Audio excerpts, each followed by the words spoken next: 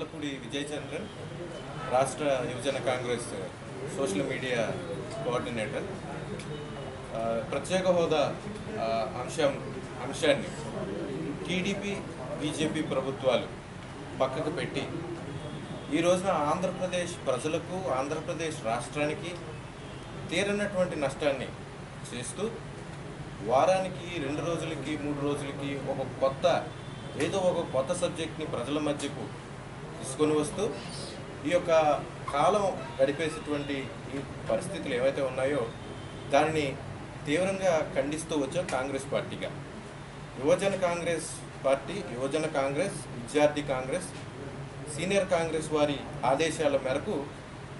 ప్రత్యేక హోదా, ఆంధ్ర హక్కు అనేటువంటి ఒక నినాదంతో ప్రత్యేక హోదా మీద ప్రజా బ్యాలెట్, విద్యార్థి బ్యాలెట్, యువజన బ్యాలెట్ అనేటువంటి వివిధ కార్యక్రమాలని చేపట్టడం జరిగింది. ఈ బ్యాలెట్ పేపర్లని మేము తిరిగి కౌంట్ చేసి ఈ రోజున రాష్ట్రంలో ఉన్నటువంటి 5 కోట్ల ఆంధ్రుల యొక్క హృదయ ఆకాంక్ష ఈ యొక్క ప్రత్యేక హోదా.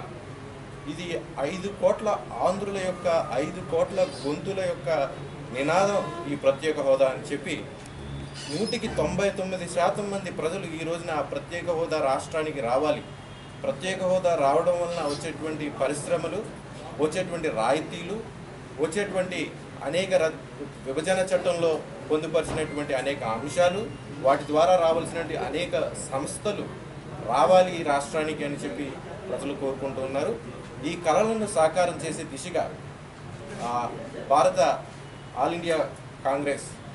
ఉపాధ్యక్షులు, మా ప్రియతమ నాయకులు రాహుల్ గాంధీ గారు ఈ నెల 4వ తారీఖున గుంటూరులోని ఆంధ్ర ముస్లిం కళాశాలలో ప్రత్యేక హోదా భరోసా సభకు